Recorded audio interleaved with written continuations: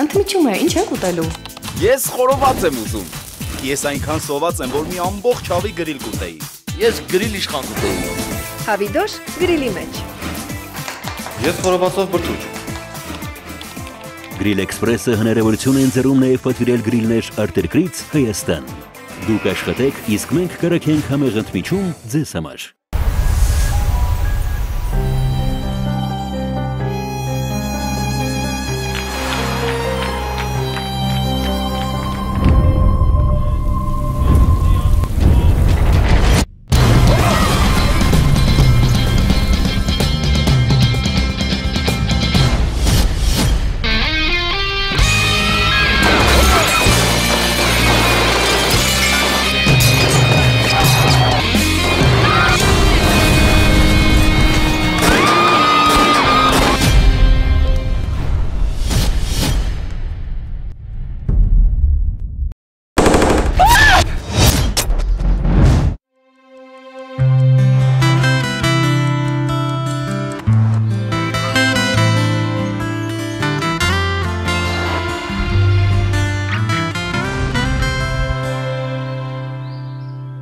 Բարելույս մեր շատ սիրելի հեռուստադիտող։ Բարև ձեզ սիրելիներս։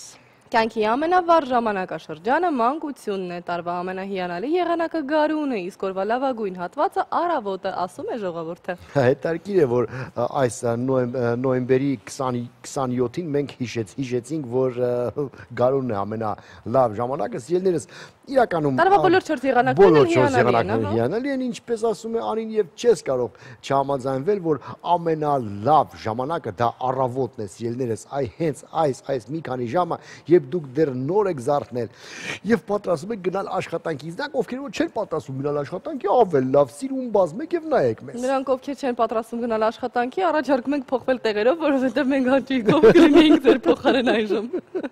Այսօր ուրբաթ է նոյեմբերի 27-ը գնումներից հրաժարվելու համաշխարհային օրը։ Ամեն տարի նոյեմբերի վերջին աշխարհի շատ երկրներում մարդիկ հրաժարվում են ցանկացած գնումից, ընդգծելով, որ գերսպառումը վտանգավոր է հասարակական միտում է։ Գնումներից հրաժարման օրը Հյուսիսային Ամերիկայում նշում են երախտագիտության օրվա հաջորդ ուրբաթ օրը կամ սուրբ ծննդյան զեղչերի մեկնարկից առաջ, այո։ Ինչպես արդեն գիտենք, 3 Ամերիկայի Միացյալ Նահանգներում նշվում էր ամենաընտանեկան տոնը, որի ընթացքում Օբամաների ընտանիքը երախտագիտության օրվա ընթրիք է մատուցել անտուններին եւ վետերաններին։ Բայո սիրելիներս, նա անձամբ, այսպես ասած, այդ ընթրիքը այսպես շերեփներով լցնում էր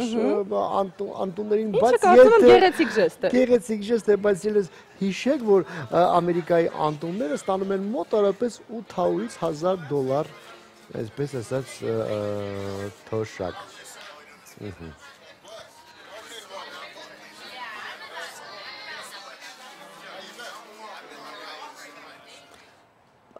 Միանշանակ օրինակելի վարք է։ Երաժշտական լուրեր այժմ։ Բայց դա ընդունելի է միայն այն հասարակությունում, որտեղ որ առանձնապես լարված հարաբերություններ չեն նախագահի եւ ժողովրդի միջև։ Երաժշտական լուրեր։ Բրիտանացի երգչուհի Ադելի նոր ալբոմը թողարկումից մեկ շաբաթ անց վաճառքի ռեկորդ է սահմանել Ամերիկայի Միացյալ Նահանգներում։ 5 օրվա ընթացքում վաճառվել է 25 անվանումով ալբոմի 2.4 միլիոն օրինակ։ Բրիտանական հիթ-շքերթներում ալբոմի առաջին երգը Hello-ն զբաղեցրել է առաջին հորիզոնականը, սակայն իսկ հետո Ջասթին Բիբերը մի անգամ վազքով գալիս է եւ Ադելից խլում է այդ, այսպես ասած, իր պատվավոր տեղը եւ Sorry երգը ավելի առաջ է անցնում։ Ինչպես միշտ իր ոճի մեջ։ Գիտնականներն ապացուցել են, որ կանայք հորմոնալ տարբերությունների եւ սոցիալական պայմանների պատճառով տղամարդկանցից 2 անգամ ավելի շատ են լաց լինում։ Միջին հաշվով գեղեցիկ սերի ներկայացուցիչները տարեկան մոտավորապես 30-ից 60 անգամ են լացում, իսկ տղամարդիկ 6-ից 10 անգամ, հետաքրքիր է, ով է նստել եւ այդ ամեն ինչը։ Նշված է նաեւ, որ կանանց լացը միջինը 6 րոպե տևողություն ունի, իսկ տղամարդունը 2-ից 3 րոպե։ Այո, 2-ից 3-ը լիովին բավական է, որպես տղամարդիկ, այո։ Յուրաքանչյուր փխրուն եւ նպատակասլաց կինը հետազոտողների տարեկան լաց է լինում նվազագույնը 30 րոպե։ Այո, ես կարծեմ ավելի շատ, որովհետև բոլոր սերիալների մեջ կա ինչ-որ մի հուզիչ, մի այսպես նոտա եւ կինը կարող է արտասվել դեռ ավելին անի, ես նկատել եմ, որ կանայք ասում են ոչ միայն վշտից, այլև ուրախությունից, Միանշանակ ուրախությունից շատ ավելի շատ, դա ձեր ձեռքերում է, արեք այնպես, որպեսզի մենք լաց լինենք ուրախությունից, ոչ թե Կարակ չլացեք ընդհանրապես։ Ոչ, մենք հուզական էակներ ենք շատ նուրբ ու շատ եթերային։ Այժմ առաջարկում ենք ծիծաղել, զարմանալ եւ մտածել միանգամից այս գործում մեզ կօգնի հնարամիտ աճպարարի մասին տեսանյութը։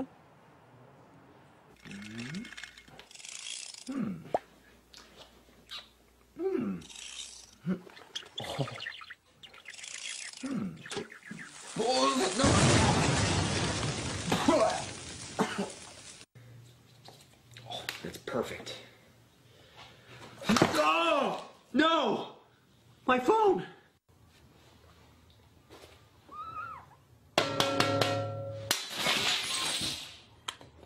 And that's how you like your own video?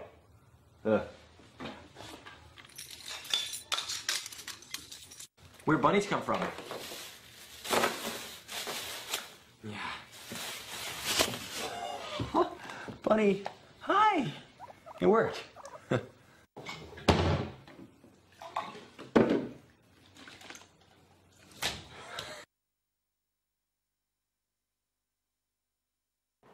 Այո, տեսնեք մոնտաժով ինչի կարելի է ստանալ ժամանակին չափ լինի կինոյում, երբ որ նավաբեկություն էին ստացել, մի ամբողջ հարթակ էին սարքել, այդ հարթակը ճոճվում էր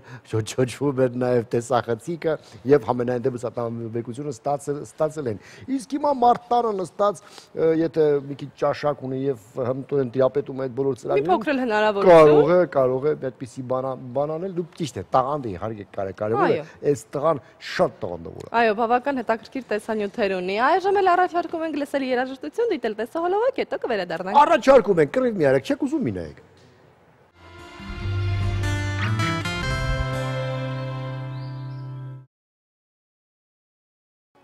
Օդի միջին ջերմաստիճանը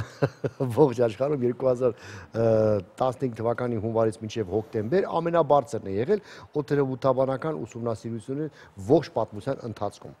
Ինչպես հաղորդում է BBC-ն, նման եզրակացության են հանգել ԱՄԱԿ-ին կից գործող համաշխարհային օդերևութաբանության կազմակերպության մասնագետները։ Օդերևութաբանների տվյալներով այս տարվա հոկտեմբերը ողջ աշխարհում նախորդ տարիների ամենաշոկն է եղել։ Գիտնականները որպես անհավանական շոկ տարիներ առանձնացրել են նաև վերջին 4 տարիները, թեպետ չեն նշել, թե ինչ է մեզ խոստանում գլոբալ տաքացումը մոտ ապագայում։ Այդ ինչի համար ենք այդքան խոսում օդերևութաբանական կանխատեսումներից, որովհետև արդեն ցանկություն ունենք իմանանք, թե ինչ եղանակ է մեզ այսօր սպասվում։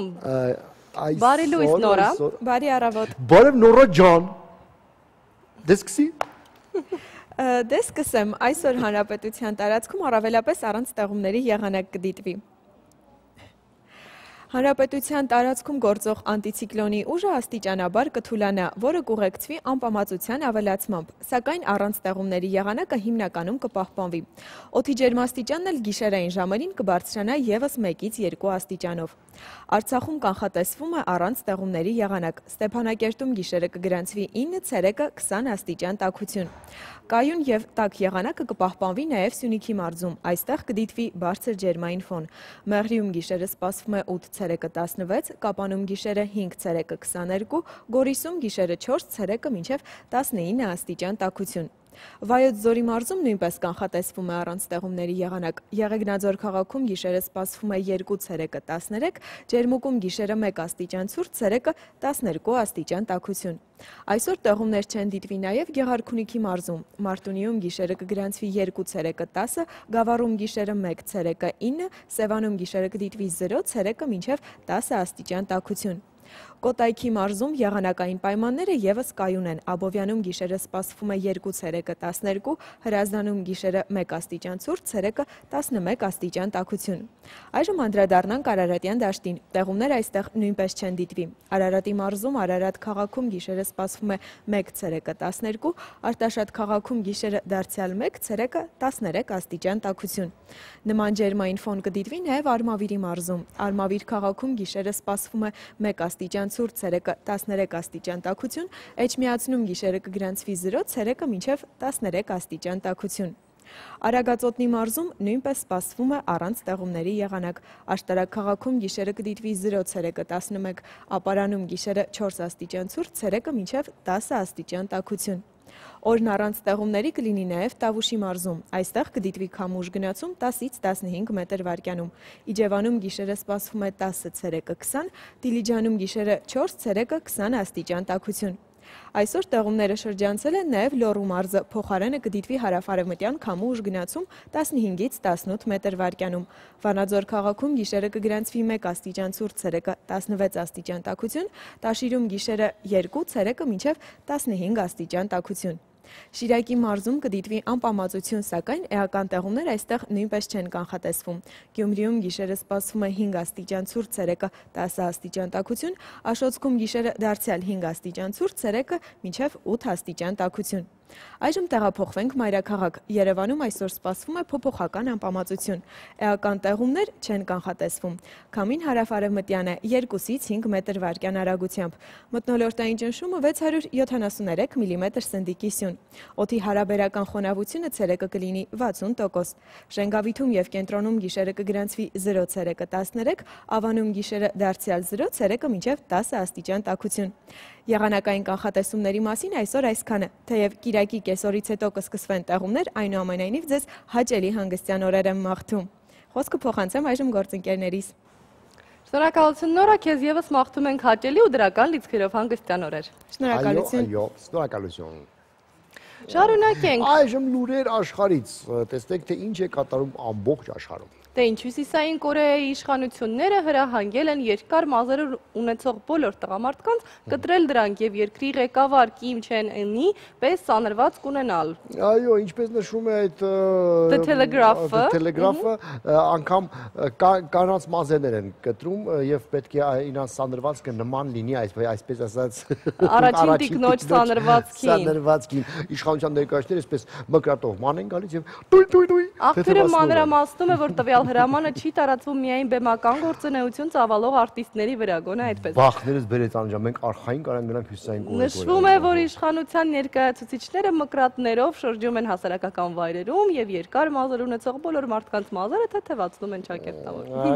Հնդկաստանում սկեսուրներից եւ ամուսիններից դժգոհող կանայք վրեժ լուծելու նոր ծրագիր են մշակել։ Պատկերացնում եք նրանց օնլայն վաճառքի են հանում իրենց կեսուրներին եւ այսպես էլ գրում են, որ վաճառվում է կեսուրս։ Հնդկական ԶԼՄ-ները արձանագրել են, որ այս օրերին օնլայն աճուրդներում վաճառքի հայտարարություններն են հայտնվում, որոնցում առաջարկվում է գնել ամուսնու կամ սկեսուր մայրիկին։ Սկեսուրի մասին վաճառքի հայտարարության մեջ օրինակ ասվում է. Սկեսուրս լավ վիճակում է, մի քիչ 60-ն անց է։ Նրա ձայնն այնքան անուշ է, որ կարող է սպանել բոլոր հարևաններին։ Նա ուտելիքների հոյակապ քննադատ է, որքան էլ եփեք-թափեք երբևէ բավարար համեղ չի լինի նրա համար։ Նա հիանալի խորհրդատու է, միշտ կարող է հուշել, թե ինչը ձեզ մոտ երբևէ չի ստացվի։ Ես հետաքի ետ այդ այսպիսի խաղ սկսեին Հայաստանում, ապա մեր կեսուրները ինչքան կարժերային, թանկ չէ, լավ թանկ։ Չեմ կարծում, վիճակագրական փաստ էր։ Եթե Ես կարծում եմ վիճակագրական փաստերին կարելի է անդրադառնալ գովազդից հետո Ես համաձայն եմ, այո, կոմերցիոն դադար մեր եթերում։ Ես ինչ հեշտ համաձայնվեցիր Անի ջան, հա։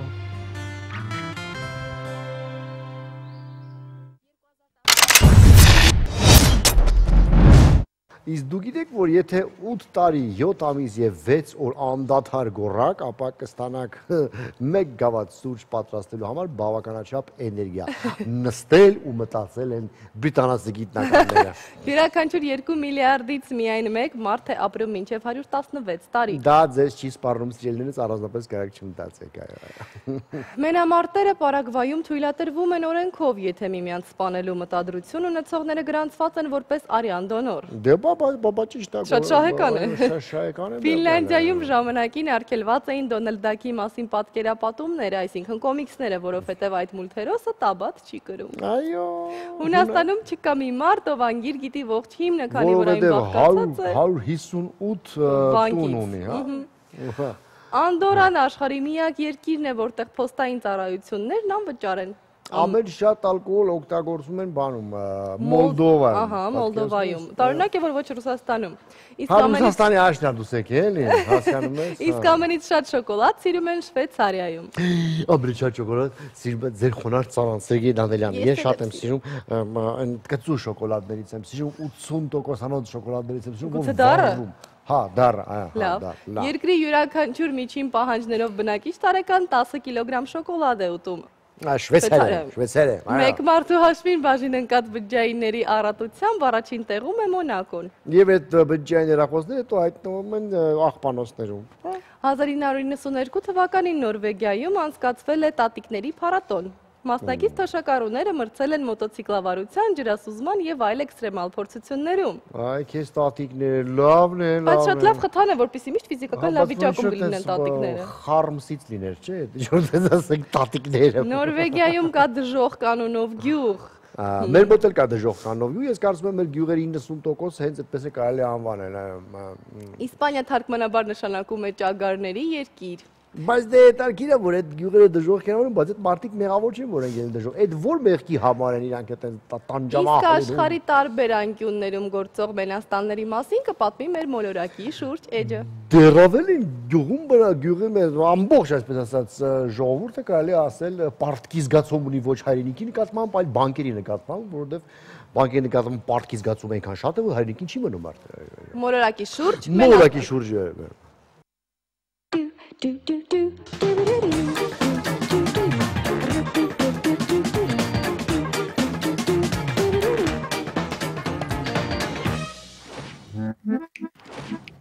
Անմատչելի սրբազան բարձունքներ, խորհրդավոր ու մեկուսի վայրեր, մենաստաններ, ամենազարմանալիների մասին հաջորդիվ։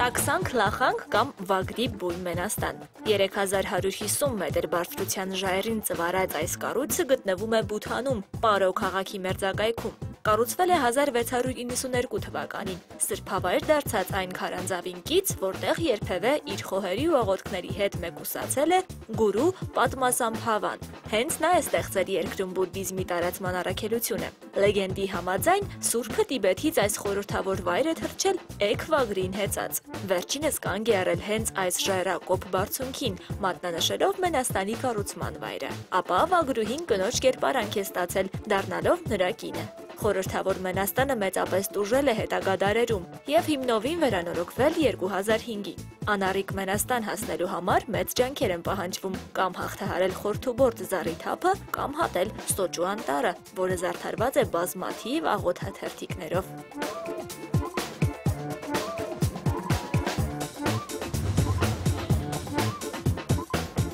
Մյանմարի Պոպա բարձունքին 737 մետր բարձրության վրա է տեղակայված աշխարհի ամենախորհրդավոր մենաստաններից մեկը՝ Թաունգ Կալատը։ Գեղատեսիլ բարձունքը նվաճելն ու մենաստանում հայտնվելը հեշտ գործ չէ, պետք է հաղթահարել ուղիղ 777 աստիճանահարթակ։ Ավանդույթի համաձայն այս ժայռաբեկորը գերհզոր ոգիների բնակավայրն է եղել։ Վանքն ու այնտեղ տանող աստիճանները կառուցվել են 19-րդ դարասկզբին, Մյանմարում հայտնի վանական Յու Խանդիի ջանքերով։ Թաունգ Կալատ մենաստանը յուրահատուկ վայր է հատկապես արվեստագետների ու գեղատեսիլ բնապատկերների սիրահարների համար։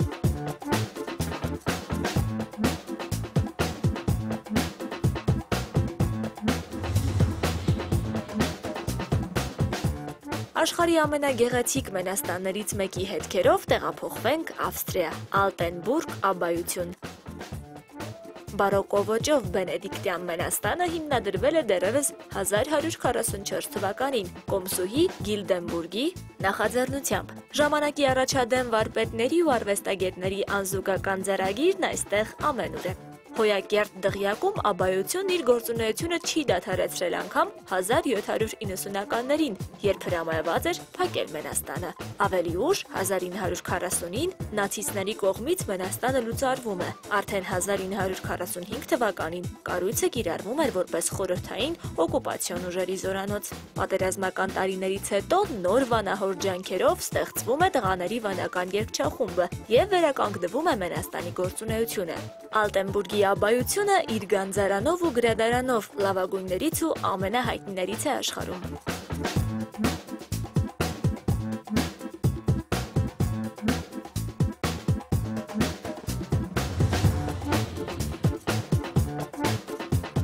Կրկին Ավստրիա, Մելք քաղաքի աբայություն։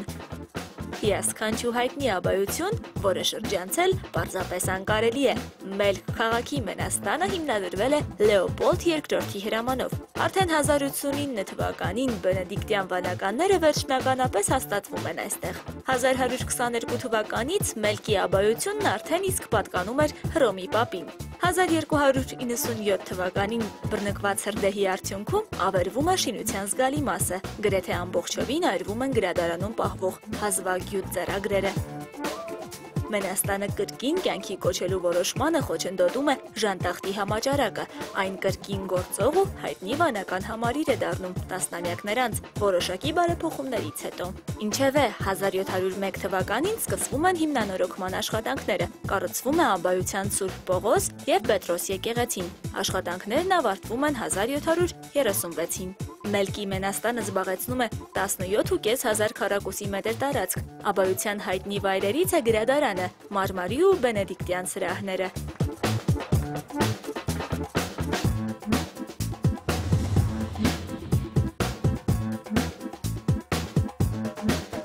Ահա այսպիսի խորհրդավոր մենաստաններ։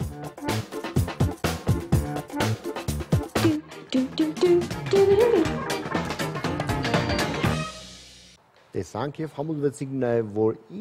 ինչ հարստություն են դիզել եվրոպացի վանականները։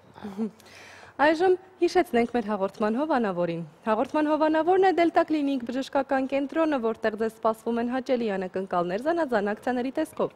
Այցելեք Դելտա Կլինիկ եւ կատարեք բոլոր օրգան համակարգերի համակարգչային ստուգում, 4D սոնոգրաֆիա, սրտի էխոկարդիոգրամա, վահանաձև գեղձի եւ ճիճվակրության հետազոտություն։ Այս ամենն իհարկե զեղչված գներով։ Դելտա Կլինիկը կօգնի ձեզ պահպանել եւ վերականգնել առողջությունը։ Զանգարեք 560 եւ բուժվեք, ստացեք որակյալ բուժում, սիրելիներս։ Մեզանից շատերը ժամանակ առ ժամանակ բողոքում են վատ հիշողությունից։ Գոյություն ունեն բազմաթիվ մեթոդներ, որոնք բարելավում են հիշողությունը։ Բժիշկներն ասում են, որ պետք է ավելացնել արյան օրգանիզմի մեջ ֆոսֆորի այսպես պարունակությունը, հա, ասում են ձուկ կերեք։ Կամ տատիները միշտ ասում են մեղրաջուր կերեք, մեղրաջուր խմեք դպրոց գնալուց առաջ։ Բայց ես ասեմ, որ ինձ ոչի բան չի օգնել։ Հարուստ անհրաժեշտ վիտամիններով սնունդը երաշխավորում է լավ հիշողությունը։ Վիտամինների ձեռք բերելու համար միշտ ապեք դեղատուն, այլ կազմեք ճիշտ վիտամիններով հարուստ սննդակարգ։ Ձեր սննդակարգում ընդգրկեք այնպիսի սննդամթերք, որը բավարար քանակությամբ վիտամին B է պարունակում։ Վիտամին B նաև կարելի է ուղղակի ստանալ արևից, ինչի պետք է անպայման ուտել դա։ Վիտամին D-ն են արևից ստանում, վիտամին B1 կամ թիամին, B1 վիտամինը հիմնականում նպաստում է ածխաջրերը ուղեղի համար սննդի վերածելուն։ Վիտամին B1-ի պակասը կարող է առաջ բերել հոգնածություն, դեպրեսիա եւ անքնության պատճառով կարող է հանդիսանալ այսպես նյարդային գրգռիչ որպես։ Վիտամին B1-ի հիանալի աղբյուր են հանդիսանում գետնընկույզը, հունական ընկույզը, պնդուկը, հացազգիների չմաքրած հատիկները եւ միսը։ Ինչ է տարկի բժշկական էքսկուրսներ վիտամինների մասին կխոսենք, իսկ հիմա անցնենք օրվա դեղատոմսը, շարունակենք բժշկական թեման։ Այո, առողջության մասին մեզնից շատ ավելի լավ կխոսի օրվա դեղատոմսը։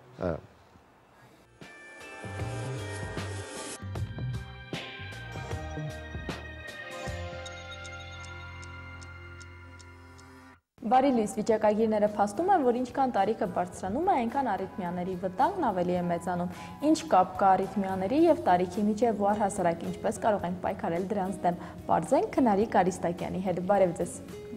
Նախ մեզ կներկայացնենք ինչ է արիթմիան ու այդ ընթացքում ինչ է կատարվում մեր սրտի հետ։ Արիթմիան դա սրտի անկանոն աշխատանքն է։ Սրտում գոյություն ունի հանգույց, որը ապահովում է մեր բնականոն սրտի աշխատանքը։ Արիթմիայի ժամանակ մեր այդ հանգույցը եւ նրա հաղորդչականության խանգարում է տեղի ունենում, որի հետևանքով կարող են լինել եւ արագ սրտխփոցներ, եւ դանդաղ, եւ անկանոն սրտխփոցներ։ Իսկ ինչ տեսակներ կան ու մենք ինչպես կարող ենք սրտխփոցների քանակով տարբերել մեզ մոտ որ տեսակն է։ Տեսակները շատ են արիթմիաների։ Տարբերել կարելի է որոշակի հետազոտություններ անել։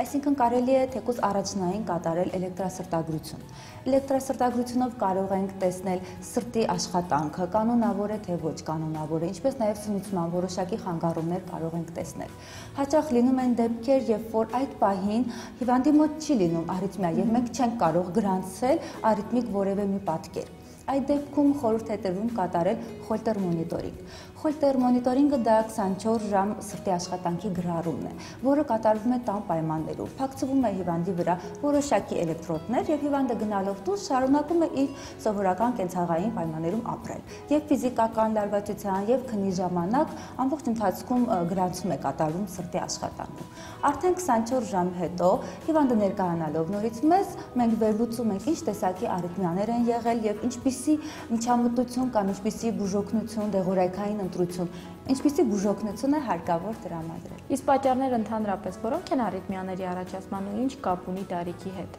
Արիթմիաների պատճառ կարող է հանդիսանալ սրտի ցանկացած հիվանդություն,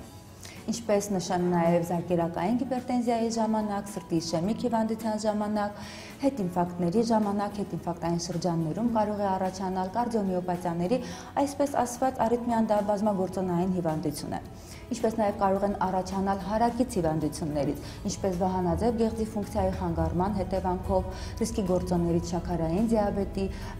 ալկոհոլի չարաշահումը, ծխելը, դրանք եւս կարող են բոլորը նպաստեն արիթմիայի առաջացմանը։ Դուք նշեցիք, որ գուցե օրինակ հետազոտության ժամանակ տվյալ պահին արիթմիա չլինի, ինչն է սրացման կամ առաջացման պատճառ լինում, որ օրվա այսինչ ժամին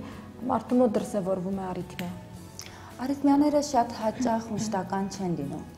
Դա է խնդիրը, որ մենք տվյալ պահին չենք կարողանում գրանցել։ Եվ բնականաբար հենց դրա համար է կարիք լինում կատարել խոլտեր մոնիտորինգը։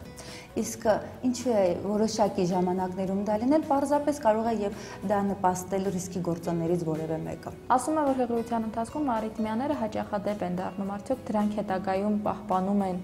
իրենց հաճախադեպությունը, թե չէ հղիության ավարտով ավարտվում են արիթմիաները։ Հղիությունը դա ֆիզիոլոգիական մի process է, որի ժամանակ բնականաբար նաև սիրտն է ծանրաբեռնված աշխատում։ Որոշ հղիների մոտ կարող են լինել արիթմիաներ, դրանք հիմնականում կյանքին որևիցե վտանգ չեն սպառնում, եւ հղիության ավարտի հետ մեկտեղ ծննդաբերությունից հետո նման արիթմիաները կարող են անցնել։ Իսկ որպես կանոն արիթմիաները անվտանգ երևույթ են, թե ինչ-որ բարդ հետևանքների կարող են բերել։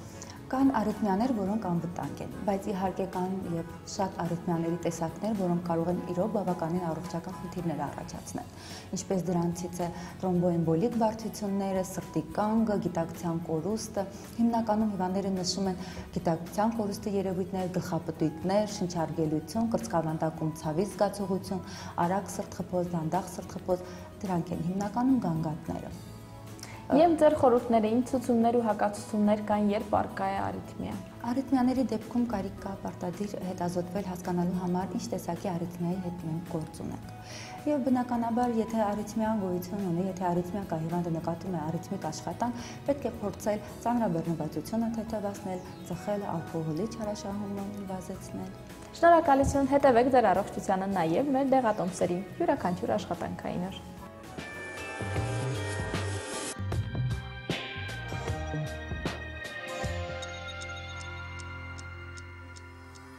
Հիշենք, որ այսօր գնումներից հրաժարվելու միջազգային օրն է, խոսենք գնումներից։ Միջին գնորդը նախքան որևէ բան ընտրել է, մի քանի պտույտ է կատարում իրեն հետաքրքրող ապրանքի ցուցասրահով։ Դա միջին հաշվով տևում է մոտավորապես 15 րոպե,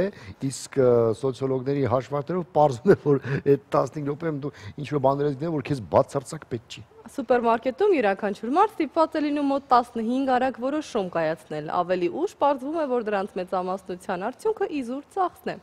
Վիճակագրությունը փաստում է, որ ողջ աշխարհում կանայք ավելի հաճախ են ծխախոտ գնում, քան տղամարդիկ։ Որովհետև միշտ կնիկ ջան, մի հատ սիգարետ բերելի, չէ՞։ Այո, գնում են տղամարդկանց համար։ Սուպերմարկետների բողոքի գրքերում գնորդների ամենասիրած գրառումը վերաբերում է կերած ու դուր չեկած սննդի գումարը ետ վերադարձնելու պահանջին։ Ես չեմ հիշում, մեր սուպերմարկետներում կա այդպիսի գիրք հիմա։ Առաջ կար բողոքի գրքեր եւ այլն, բայց դա շատ տարբեր տեղերում, որոշ տեղերում կան, որոշում չկան։ Մասնագետները նշում են, որ սննդամթերքի տուփերին գրված 100% բնական գրությունը որևէ բան չի նշանակում։ Ավելին, իրավաբանական տեսանկյունից արտադրողը կարող է իր արտադրանքի վրա թողնել մտքով անցած գրությունը, սակայն օրենքի հետ հնարավոր, բայց անգամ անհետևանք քաշքշուկներից խուսափելու համար մեծամասնությունը նախընտրում է գրել բաղադրամասերի ցանկը։ Դա այո, դրա համար մենք միշտ անպաշտպան ենք զգում մեզ այսպես։ Դրա համար միշտ պետք է կարդալ, թե ինչ ես գնում, իսկ թե ինչ պարունակություն ունի ժամանակակից մարդուն բաժին հասած սպառողական զամբյուղը կպարզենք տեսանյութի օգնությամբ։ Մեծ հաճույքով կպարզենք, որովհետև սպառողական զամբյուղը քանագնում փոքրանում է։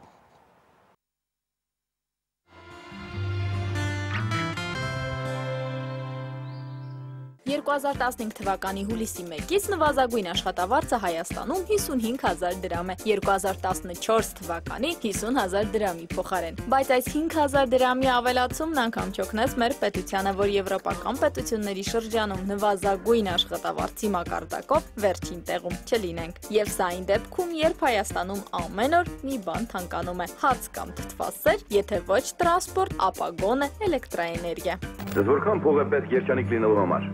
100 ռուբլի։ Չէ, դուք ինչ հասկացաք։ Ոչ այսօրվա համար, այլ ընդհանրապես։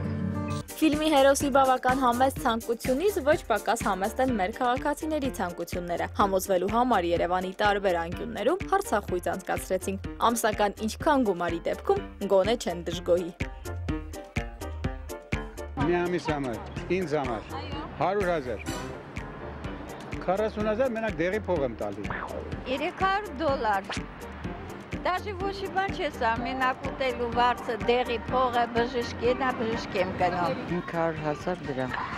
Երևի 300,000 բավական կլինի։ Ոնը ես օրական ծախսեմ մոդեկ 5,000, 6,000, 100,000։ $1,000 էլի յոլակը գնանք, ուղակի յոլակը գնանք։ Ամսվա համար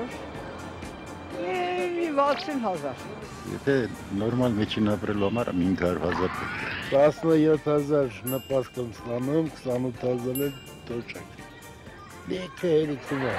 ինձ ուզում արնում եմ։ Դանիք սպագացած է 5 ամսից, ոչ պագաց մի 200,000 դրամ։ Ունեմ 50,000 էլ գոլ էի։ Ամսական 20,000 դրամ թոշակով ապրող մարդու համար ինչ խոսք 50,000 դրամն էլ երազանքի նման բան է, իսկ 50,000 դրամ թոշակ ստանալը ֆանտաստիկայի ժանրից։ Որ ունենայ մեկա, որ հմի ասեմ ուզում եմ, հետո վա վերելուք տա ինձ։ Ես էլի, որ հետել հասնում են, լավ է, էլի գոյ է։ Ուշ! Ազգային վիճակագրական ծառայության տվյալներով այս տարեսկզբին նվազագույն սպառողական զամբյուղի ամսական արժեքն անցած տարվա նույն ժամանակաշրջանի համեմատ ավելացել է մոտ 2,000 դրամով եւ կազմել մոտ 60,000 դրամ մեկ հոգու համար։ Իսկ ինչ է սպառողական զամբյուղը։ Նվազագույն սպառողական զամբյուղը բաղկացած է 11 տեսակ սննդամթերքի նվազագույն չափաբաժնից, որի էներգետիկ արժեքը օրական կտրվածքով կազմում է 2412.1 կիլոկալորիա։ Հենց այդքան է նվազագույնն անհրաժեշտ չափահաս մարդու օրգանիզմին, իսկ ինչ ենք մենք ուտում ամեն օր եւ հիմնականում։ Մեծ մասը երևի միրգ ու միս։ Մեսի հարուն եմ մորացել ենք դու ասնես։ Բանջարեղեն։ Ամիսը մի անգամ միս, հա։ Դե հացի մասին չեն խոսում, հացը միշտ էլ կա։ Մսեղեն, մակարոն, կրուպեղեն։ 90% հաց եմ ուտում։ Կարող է պանիր լինի մի այսքան։ Հիմնականում ոնց որ բոլորին հաց, մակարոնեղեն, կանաչեղեն։ Չէ, միշտ կա, вообще մսյանն մոռացել ենք։ Իդեպ նվազագույն սպառողական զամբյուղի արժեքում 2015 թվականի առաջին երամսյակի միջին ընթացիկ գներով մեկ ամսվա համար հաշվարկված է։ Հացամթերք 8,895 դրամ, մսամթերք 3,188 դրամ, ձկնամթերք 179 դրամ, կատնամթերք 3,799 դրամ, ձու 964 դրամ, յուղ եւ ճարպ 2,060 դրամ, միրգ 1,594 դրամ, բանջարեղեն 6,281 դրամ, կարտոֆիլ 1082 դրամ, շաքար 325 դրամ, ոչ ալկոհոլային խմիչքներ 48 դրամ։ Այսպես տարեսկզբին էր, հիմա մի քիչ ավելի թանկ է, մյուս տարվա տարեսկզբին էլ ավելի թանկացած կլինի։ Ու այսպես կյանքն օր-օրի թանկանում, իսկ մեր դրամապանակը օր-օրի բարակում է։ Այնպես, որ զուր չեն ասում, միայն հայերը կարող են ստանալ 50,000 դրամ, բայց ծախսել 150 ու մի բան էլ ավելի։ Իրինա Մկրտչյան, Արտակ Մարտիրոսյան, Առավոտը Շանթում։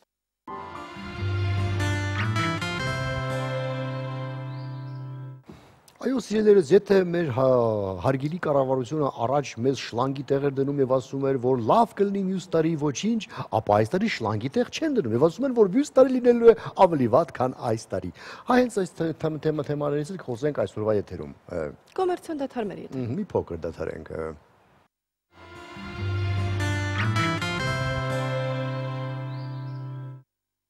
Եվս մեկ անգամ հիշենք, որ այսօր գնումներից հրաժարվելու օրն է։ Ինչպես արդեն նշեցինք, մեկնարկում են անհավանական զեղչեր, ինչպես եւ ամեն տարի խանութներն ակնկալում են այսօր ստանալ տարեկան շահույթի 20-ից 50%-ը, իսկ խոշոր առևտրային կենտրոններում վտանգավոր քաշքշուկներ են լինում։ Այս պատճառով էլ այսօրն անվանում են սև ուրբաթ։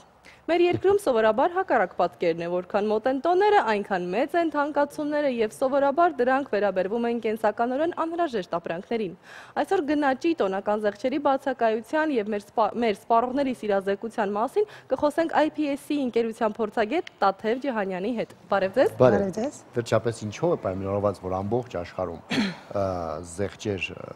զեղչեր լինում տոներից առաջ, իսկ մեզ մոտ ճիշտ հակառակ պատկերն է։ Միանշանակ այդ հարցին կարծում եմ հնարավոր չի լինի պատասխանել, միգուցե դա ուղղակի մեր երկրի առանձնահատկությունն է, հա, բայց դա այդպես է, չէ՞։ Այո, կարող ենք ֆիքսել, այո, որ Հայաստանում այսպես է, տոներից առաջ սովորաբար գները աճում են, ոչ թե նվազում են ի տարբերություն արևմտյան երկրների։ Գիտեք, երբ որ ես Եվրոպայում նկատել եմ, որ յուրաքանչյուր սել ասածը, երբ որ սկսում է սելերը, դա ղեկավարվող ինչ-որ պրոցես է։ Ես չգիտեմ այնտեղ ով է դա ղեկավարում, պետական մարմիններն են, թե քաղաքապետարանային ինչ-որ տես մարմիններն են։ Այսինքն դու չես կարող երբ ուզես սել դնես, հա, երբ ուզես դնես այդ զեղչը, որև կողքիդ խանութը դրան պատրաստ չի։ Դա ինչ-որ այտենց մի սիստեմ կա։ Այստեղ ով ինչ ուզում է, մեկ է մտնում ես խանութ, ասում է 90% զեղչ, հա։ Կապ չունի, որ իրականում 150%-ով թանկացում է եղել, հետո նոր է 90%-ով զեղչ եղել, բայց հա, այսինքն այստեղ վերջապես այդ, չգիտեմ, կա վերահսկող որևէ մարմին։ Հա, այդ փողոցային Հայաստանում դուք իրականացնում եք վերահսկող, ճիշտն ասած դրա հետ կապված որևէ ինֆորմացիա ես չեմ տիրապետում, արդյոք Հայաստանում կա վերահսկող այդ զեղչերի համակարգը վերահսկող մարմին, բայց հավանաբար արևմտյան համակարգերում ինչ-որ համակարգ, արևմտյան երկրներում ինչ-որ համակարգ գոյություն ունի, որի միջոցով վերահսկում են զեղչերը ու այնտեղի զեղչերը իսկապես զեղչեր են ի տարբերություն միգուցե մեր երկրի, հա, որովհետև այդ նույն 90% կամ 70% զեղչի ասվածը ճիշտ նշեցիք, երբեմն գինը կրկնակի բարձր է իր իսկական արժեքից, հա, ապրանքատեսակի, հետո դրա վրա նոր զեղչ է դրվում։ Դրա համար էլ այդքան շոշափելի չեն Հայաստանում այդ նույն զեղչերը մեզ համար։ Մենք սպառողներս, չգիտեմ դա ինչից է գալիս, իրոք որ մշտապես դժգոհում ենք, որ զեղչեր չկան, թանկացումներ կան եւ այլ եւ այլ։ Գուցե դիտվում է պատկեր, որ զեղչեր կան, ուղղակի մենք չենք նկատում, կամ գոնե թե գնաճ չկա, նույնն է իրավիճակը, թե ամեն դեպքում մենք ճիշտ ենք։ Կա նման տենդենց, մենք հայերս սիրում ենք, հա, միշտ խոսել են մասին, որ միշտ գնաճ է, անդադ գները աճում են, մեր վիճակը միշտ շատ վատ է։ Դա օբյեկտիվ չէ։ Օբյեկտիվության ինչ-որ մաս կա դրա մեջ, բայց ամեն դեպքում մենք սիրում ենք, որ դժգոհել շատ ենք սիրում։ Բայց այնպես չի, որ դա չունի իր օբյեկտիվ հիմքերը։ Այստեղ մի ուրիշ բան կա։ Մեր հետազոտությունների արդյունքների հիման վրա մի քանի բան կուզեմ նշել։ Ամեն տարի մենք հետազոտություն ենք անում եւ ուսումնասիրում ենք մարդկանց կյանքի որակը Հայաստանի Հանրապետությունում։ Եվ այդտեղ, երբ որ փորձում ենք տեսնել, թե մարդկանց համար որ տիպի սննդամթերքն է համարվում մատչելի ֆինանսապես, հա, մարդկանց մեծամասնության համար գնալով աճում է այն մարդկանց թիվը, ում համար այս կամ այն առաջին անհրաժեշտության սննդամթերքը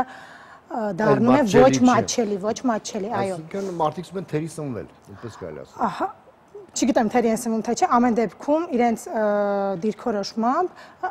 սննդամթերքները իրենց համար գնալով ավելի ոչ մատչելի են դառնում։ Գնաճը հենց սննդամթերքի շուրջ է ավելի շատ հիմնականում, հա, բայց դրա հետ մեկտեղ մի ուրիշ հետաքրքիր տենդենց կա, երբ որ միաժամանակ ավելի քիչ մարդկանց համար է սննդամթերքը մատչելի, բայց դրա հետ մեկտեղ նախորդ տարիների համեմատ գնալով աճում են մարդկանց թիվը, ովքեր ձեռք են բերում թանկարժեք կենցաղային գույք։ Մարդիկ բողոքում են, որ սննդամթերքը մատչելի չի, բայց դրա հետ մեկտեղ ձեռք են բերում ոչ առաջին անհրաժեշտության կենցաղային գույք։ Ու եթե մենք համեմատում ենք թվերը, հա, 2013 ու 14 թվականին գրեթե 12%-ով աճել են մարդկանց թիվը, ովքեր ձեռք են բերել պլանշետներ, iPad-ներ, iPhone-ներ, հա։ Որովհետև դա բանկի հետ է կապված։ որովհետև դա մենք կարող ենք աստիճանաբար փակել գումարը, այո։ Բանկին կերակրել, այսպես ասած։ Բայց սնունդը չես կարող գնել նույն սնունդը չես կարող գնել։ Այստեղ մի ուրիշ բան կա։ Այդ նույն կենցաղային գույքի տեսակների մեջ, երբ որ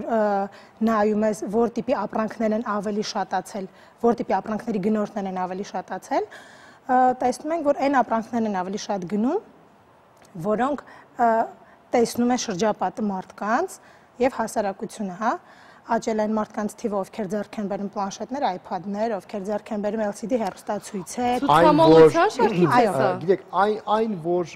հասարակ սպառողը, ժողովուրդը առանձնապես ինտելեկտով չի փայլում, դա ոչ միայն Հայաստանում է, դա ոչ միայն Հայաստանում է, ամբողջ աշխարհը ունի հոգևոր անկում, եթե Gangnam Style-ի նման ապուշ երգը կարողանում է միլիարդներ հավաքել, պետք չի զարմանալ, որ մարդ իհարկե կուզենա թանկարժեք մեքենա քշել, բայց ոչինչ, որ երեխան սոված է, դա պարզ է։ Ես հիմա ուզում հասկանամ, այս մեր, ասենք, ապրանքները, որ թանկանում են, նույն սննդամթերքը, ինչ որ դա արդարացված է, թե ոչ, դա, ասենք, հետագայում կարող է դա կարգավորվել, որ ով ինչ ուզի չանի, դա հնարավոր է, թե դա է ինձ ընդհանրապես։ Ես կարծում եմ հնարավոր է ստեղծել այնպիսի լծակներ, որոնց միջոցով հնարավոր կլինի կարգավորել անդադ աճող բարձրացող գնաճը, հա։ Բայց թե ինչպես է դա հնարավոր անել, այդ արդեն կարծում եմ դա երևի պետական մարմինների բաների։ Մենք բարձրաձայնում ենք այն խնդիրները, որոնք գոյություն ունեն հասարակությունում։ Որն է խնդիրը այսօր, ինչ ենք ունենալու մենք մյուս տարվա ընթացքում, որևէ ուսումնասիրություններ կա։ Ես կարող եմ միտումներ կան, թե ոչ։ Դրա մասին չեմ կարող որևիցե բան ասել, կարող եմ խոսել մարդկանց ապագայի հանդեպ սպասելիքների մասին։ Նույն մեր հետազոտությունների արդյունքների հիման վրա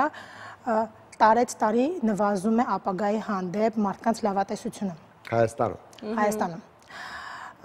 Եվ այդտեղ մի բան կարող եմ նշել, որ գոնե հուսադրողը նա է, որ լավատեսների ամենաբարձր տոկոսը դա երիտասարդների շրջանում է։ Գոնե։ Իսկ մեզ մոտ նույնպես երիտասարդները ավելի լավատես են։ Հայաստանի մասին է խոսքը։ Հենց Հայաստանի մասին է խոսքը, Հայաստանի երիտասարդների։ Եվ նախորդ տարիների համեմատ ճիշտ է մի փոքրիչ էլ է տոկոսը լավատես երիտասարդների,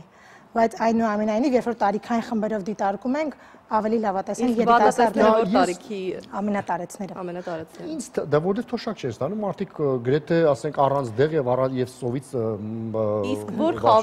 խավում է արվել հետազոտությունը։ Բոլոր հետազոտությունները իրականացվել են ամբողջ Հայաստանում, բոլոր մարզերում եւ ապահովում են ներկայացուցիչություն։ Իսկ ինչպիսին է պատկերը մարզերում, խոսեցինք մարզերից։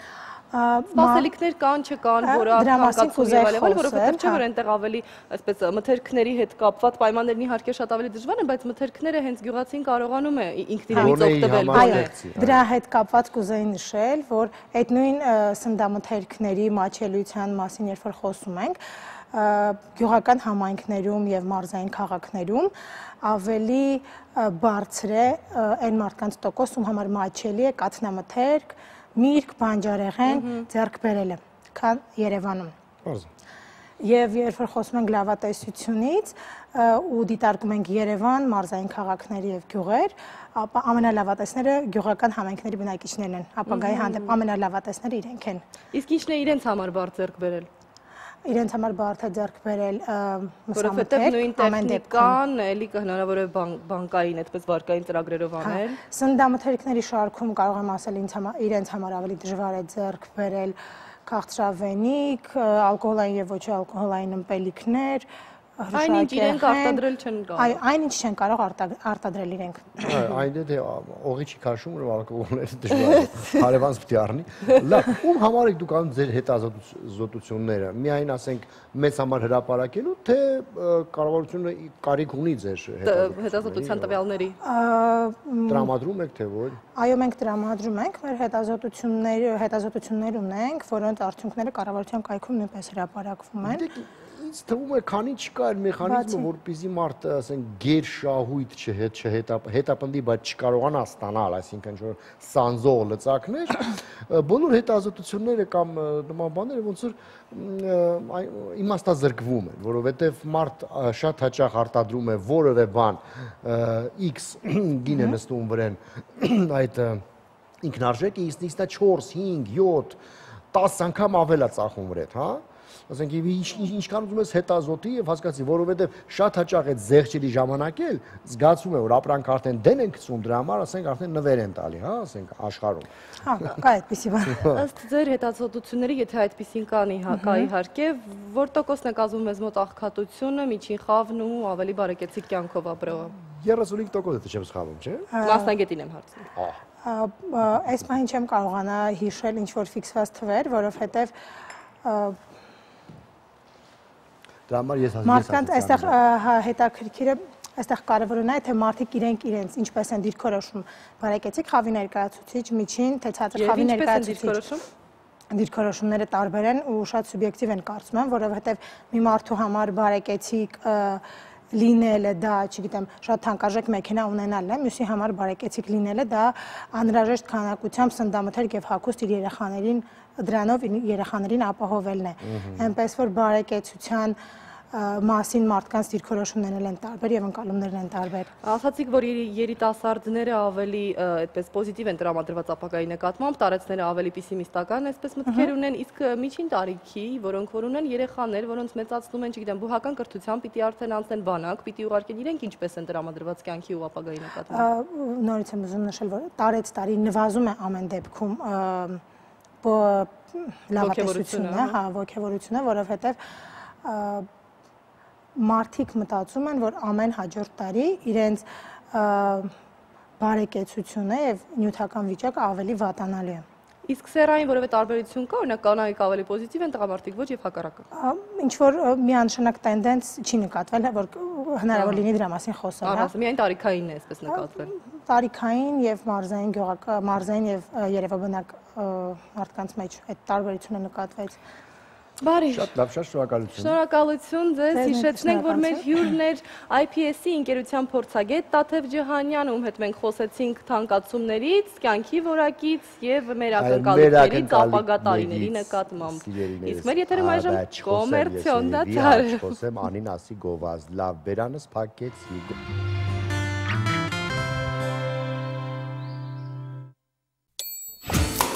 Ընդմիջում է, ինչ եք ուտելու։ Ես խորոված եմ ուզում։ Ես այնքան սոված եմ, որ մի ամբողջ հավի գրիլ կուտեի։ Ես գրիլ իշխան կուտեի։ Հավիդոш գրիլի մեջ։ Ես խորովածով բրդուճ։ Գրիլ Էքսպրեսը հնարավորություն են ձեռում նաև պատվիրել գրիլներ արտերկրից Հայաստան։ Դուք աշխատեք, իսկ մենք կրակենք համեղ ընդմիջում ձեզ համար։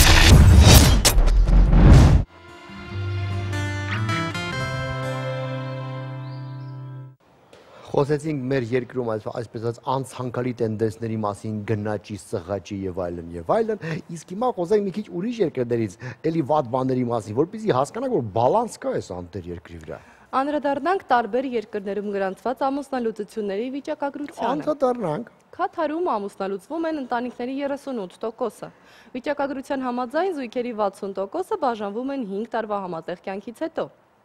Լոնդոնում եւ Ուելսում ամուսնացած զույգերի 42%-ն ամուսնալուծվում է։ Ամենավտանգավորն այդ տեսանկյունից համարվում են համատեղ կյանքի 4-ից 8 տարիները։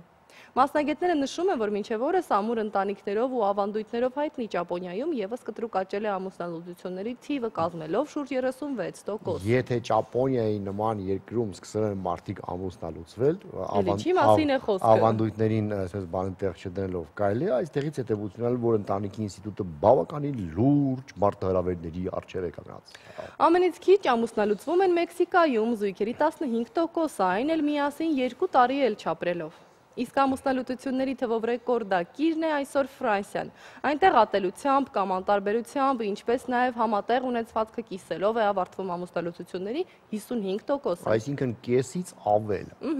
Այժմ փորձենք պարզել, թե որն է ամուր ընտանիքի կամ գոնե ներդաշնակ հարաբերություններ կառուցելու նախապայմանը։ Իդեալական զուգընկերոջ թեմային այսօր անդրադարձել է կին տղամարդ էջը։ Առաջինը ես գիտեմ, որ դա տեսանյութում չի լինի, ներվերն է անջատում։ Մեկ, իսկ մյուս խնդիրների մասին կպատմի մեր տեսանյութը։ Դիտենք։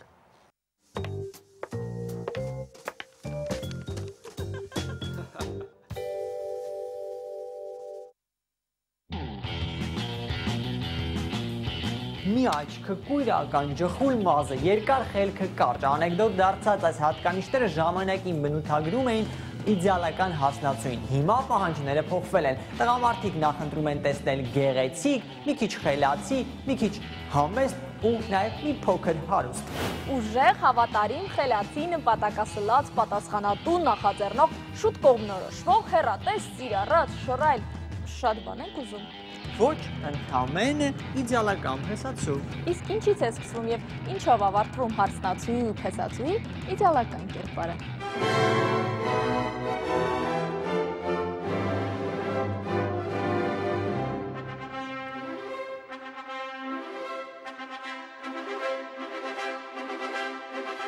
Սպասում ենք սպիտակ ձիով արքայազնի եւ հանկարծ մենք հանդիպում ենք անգլուղ ձիավորի։ Ջրահարսերի մասին երազելով վերջում ամուսնանում ենք։ Լավագույնի փնտրտուքը բոլորիս է բնորոշ, բայց տարբեր են լավագույնի հանդեպ մեր պահանջներն ու ընկալումները։ Գեղեցկության էտալոններ գոյություն չունեն։ Հա, գեղեցկությունը շատ տարբեր է լինում ու հաճախ մենք երկու գեղեցկություն երկողներով չենք կարող համեմատենք, թե որն է դրանից։ Դա սուբյեկտիվ մեծություն է գեղեցկությունը։ Կամայական տղամարդ, երբ որ ասում է իմ կինը սիրահարվում է, ինքը համարում է, որ իր կինը ամենագեղեցիկն է։ Դուք համաձայն եք այդ գաղափարի հետ, որ այդ կինը ամենագեղեցիկն է։ Իհարկե ոչ։ Եթե ընդհանրացնենք ու բացառենք բացառությունները, ապա որպես կանոն կանայք փնտրում են բնականաբար կինը փնտրում է լավ որսորդ, ոնց որ միշտ եղել է, որտեղ ֆունկցիոնալ աշխարհի էզոտերիկ տարբերակում կա։ Տղամարդը ստեղծող է, կինը պահպանող է։ Իսկ տղամարդիկ հնում եւ հիմա փնտրում են կին, որը իսկ տղամարդը կինանգա լավ պահպանող, իրավիճակ, ընտանիք եւ այլ բան պահպանող։ Նույն հարցադրումով դիմեցինք նաեւ մեր քաղաքացիներին։ Ինչպիսի զուգընկեր եք փնտրում։ Ով որ ինձ շատ սիրի։ Պիտի լինի համբերատար ու խաղաղ։ Տղամարդկություն։ Ինչ քուրս կասեր, վերջին տղամարդիկ դինոզավրերի հետ վերացել են, կներեք։ Եվ պատասխանատվություն։ Դե պիտի ձգտող լինի աշխատելու, պիտի լինի հավատարիմ, պիտի լինի լուրջ։ Նախ եւ առաջ հայ պետք է լինի, եթե հայ ես, հայ պետք է, հայ աղջկա հետ պետք է ամուսնանաս։ Իմ համար ամենակարևորը իր ներաշխարհն է, մտածելակերպն է։ Բարեհամբույր լինի, գեղեցիկ լինի։ Կայացած տղամարդ։ Աշխատանք ունեցող գոնե։ Խելացի լինի, կայացած լինի, աշխատասեր, ամենակարևորը մաքուր։ Նախ պետք է լինի աշխատասեր, սուրբ ընտանիքին նվիրված, կնոջը հարգող, առաջինը ծնողներին, երկրորդը կնոջը, երեխաներին, ահա քեզ սուրբ ընտանիք։ Համեստ, գեղեցիկ։ Ավելի հստակ պատկերացում կազմելու համար մենք դիմեցինք նաև ամուսնական գործակալություն։ Պարզվում է այստեղ դիմողները շատ են ու մեծ մասը գաղտնի եւ քանի որ գաղտնի է, ուրեմն ավելի անկեղծ։ Սկսենք կանանցից, որ չափանիշներն են կնոջ համար կարևոր տղամարդ ընտրելիս։ Փնտրում են հուսալի տղամարդ, հուսալի ձեռքեր։ Խնդրեմ, այս աղջիկը փնտրում է խելացի, հաճելի, բարձրագույն կրթությամբ եւ ընտանիքասեր չամուսնացած տղամարդու։ Բայց միայն այսքանը չէ, որ կնոջ համար կարևոր ու առաջնային է։ Մարդիկ կան հատկապես վերջին շրջաններին, որ հորոսկոպը շատ են կարևորում։ Իրենք նայում են արդյոք իրենք նշաններով համապատասխանում են, թե ոչ։ Իսկ տղամարդկանց համար հիմնականում ու ավելի շատ կարևոր է, չէ, արտաքինը չէ, այլ Այսօրվա տղամարդը ըստ տարիքի բաժանվում են խմբերի, այսինքն եթե մինչև 30 տարեկան տղաները ցանկանում են բարեկիրթ, խորհրդավոր, վայելուչ, բարձրագույն կրթությամբ, առողջ դատողությամբ աղջիկներ, հիմա ես ձեզ կարող եմ այցելուների լեզվով խոսել, ինչ են իրենք պահանջում։ Խնդրեմ, ցանկանում է որ իր կյանքի ընկերուհին լինի նիհարակազմ, ցանկալի է բարձրագույն կրթությամբ, նվիրված լինի ընտանիքին, խնդրեմ, կանացիություն եւ մաքրասիրություն։ Բայց ամեն ինչ փոխվում է, երբ բարձրանում է տղամարդու տարիքը։ 30 տարեկանից բարձր տղամարդիկ ավելի շատ ուշադրություն են դարձնում կնոջ կանացիությանը, գեղեցկությանը, ոչ միայն բեմական գեղեցկությանը, փնտրում են հաջողակ կանանց, որոնք կարող են իրենց սատարել։ Իսկ մեր պատկերացրած իդեալականի հետ ամուսնանալուց հետո գուցե պատկերացումները դառնան երազանք, չէ՞ որ։ Շատ հաճախ, երբ որ մենք ի սկզբանե ունենում ենք դոգմատներ, այսինքն տիպը ես երիտասարդ տարիներին հասենք ասում ենք ինձ դուր են գալիս բաց մազերով եւ կապույտ աչքերով աղջիկները։ Մենք էլ տեսնում ենք, որ ամուսնացել ենք սև մազերով ու սև աչքերով աղջկա հետ։ Ու բոլորովին չհամընկնող են մեր դոգմատների, որը որ մենք նախկինում ունեցել ենք։ Բայց կյանքում մենք հանդիպած ենք լինում մի բաց մազերով ու կապույտ մազերով, որը բոլորովին մեզ նման չի։ Ինքը բոլորովին մեզ ոնց չի, համապատասխան չի։ Հա, տեսնում ենք վիզուալ ինքը ասում ենք, օքեյ, այս է իմ երազած աղջիկը, բայց չեմ ուզում։ Մենք հանդիպում ենք ինչ-որ մեկի, որը մեզ դուր է գալիս, որը խոսում է մեր լեզվով, որը նստում է մեր պես, որը մեր պես է ճանաչում աշխարհը, որը մերպես կարողանում է հուզվել, մերպես կարողանում է համ միտեղ ինչ-որ հրացել։ Ու այս մարդը ունենում է սև մազեր ու սև աչքեր։ Իսկ եթե զգում ենք, որ մի տեսակ մերն է, ուրեմն հենց նա էլ լավագույնն է։ Իսկ լավագույններին չեն համեմատում, լավագույններին միայն սիրում են։ Սեր ասելու համար դուք պիտի հասկանաք ինչի են 80 տարեկան տատիկը 85 տարեկան պապիկի հետ ապրում, չունենալով սեռական կյանք, չունենալով ոչ մի, չգիտեմ, վեր նպատակներ, որտեղ արդեն կյանքի վերջին են, հա? Երկուսով իրար հետ։ Ու սիրով են ապրում։ Այս է սերը, որը արդեն ռապորտի կատեգորիայի մեջ է։ Սրանք չեն խոսում իրար հետ, բայց իրանք իրար հասկանում են։ Ու երբ որ այս տատիկը կամ պապիկը հիվանդությունից կամ ծերությունից մահանում է, մյուսը երկար չի ապրում, հետևից գնում է։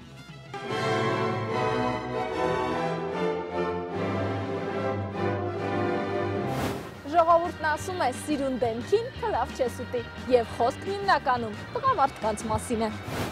Նույն ժողովուրդը նաև ասում է մարման գետից վախեցիր ու խոսքը հիմնականում կանանց մասին է։ Ինքը տղամարդ իրականում կատարյալ մարդիկ չկան եւ պետք էլ չէ իդեալներ ու կուրքեր փնտրել։ Չէ՞ որ ինչպես փորձը ցույց է տալիս, ինչից փախչում ենք, հենց դա էլ գալիս է մեր գլխին։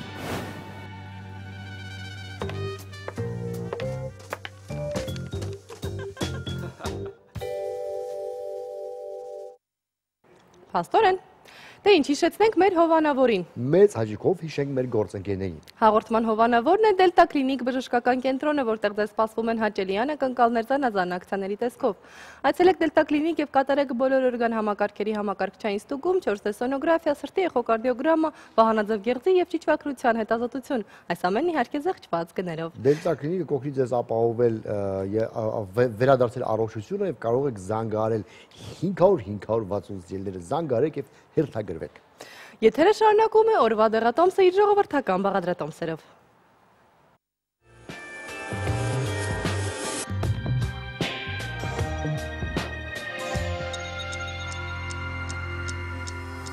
Մենք շարունակում ենք պեղել ու գտնել այն ամենն, ինչը կօգնի ձեզ պահպանել ձեր առողջությունը։ Այս անգամ մեր ուշադրության կենտրոնում յասամանն է, որի մասին խոսելու ենք Մարիամ Վահանյանի հետ։ Բարև ձեզ, Տիկին Վահանյան։ Բարև ձեզ։ Ինչ բույս է յասամանը եւ որ դեպքերում է այն կիրառելի արդեն որպես առողջարար բույս։ Իհարկե, յասամանը այդքան շատ լավ հայտնագործված չի, ուսումնասիրված չի գիտնականների կողմից,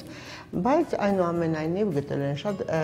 հետաքրքիր բաղադրատոմսեր, շատ հրաշալի ազդող բաղադրություններ, որ յասամանը կարելի է օգտագործել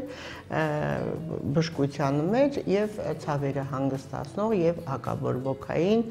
եւ կարելի է ասել արյան շրջանառությունը լավացնող, ընդհանուր առողջության վրա ազդող, գլխացավերը, ընդհանրապես որևիցե մի մասի ցավը հանգստացնող, երբ մենք քաղում ենք գարնանը չորացնում,